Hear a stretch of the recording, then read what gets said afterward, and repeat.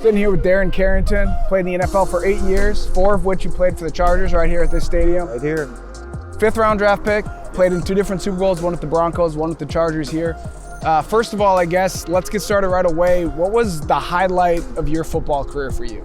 I mean, of course, being drafted. Having been a walk-on, not getting a scholarship, being kind of a long shot, like all your hard work is culminated into you getting drafted, so that was amazing. Going to the Super Bowl my first year, that definitely, was a highlight, so I'd probably say those 2 things were definitely highlights in my career. So that first year, you go to the Super Bowl your first year, yes. You're a kick returner, but you're there. What was that like playing in the Super Bowl your rookie year? So having my childhood dream being, wanting to play in the NFL, I mean, I had that dream since I was 8 years old, and I achieved that dream, and in my mind, I felt once I achieved that dream, life would be complete. I won't have any other needs. And my rookie year, after we won the Super Bowl, we get our AFC Championship ring, and I remember like it was yesterday, sitting in the locker room, looking around, and the question kept going through my mind, is this it? Like, is this all there is? And it was as if something was missing. And I wasn't like the typical story that, people say, well, the only reason people become Christians is because they lose everything. And it's like, I had a really good job, right? I was living my dream, and it wasn't that.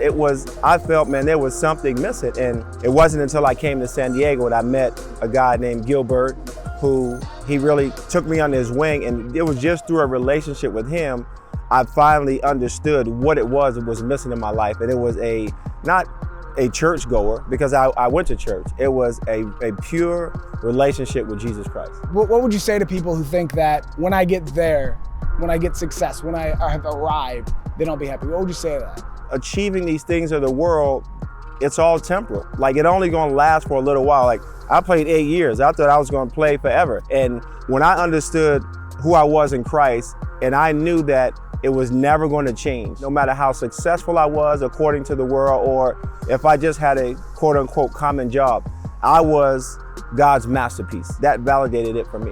One thing I love about sports is the life lessons that it teaches you. What's one thing, or maybe a couple things, that sports has taught you about life, about your relationship with God, about your family, anything like that? What's one thing that sports has taught you?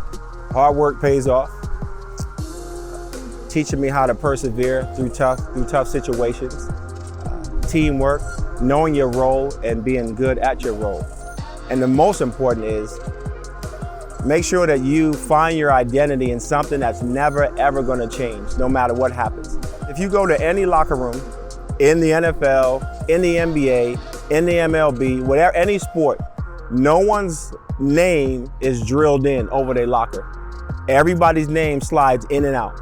That's how quick your identity can change if your identity is locked into professional sports. But if your identity is in Christ, I guarantee you that our names, if you will, in God's locker, they're glued, crazy glued, they're drilled in, and they're never ever gonna change.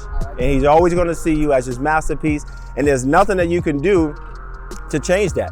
Does that mean that you can just be lazy and not do anything? No, when you understand He's made you a masterpiece because He loves you and He has this amazing plan for you, there's nothing that you could do. To me, that makes me want to work harder for that one who loves me. And I know that person is Jesus Christ.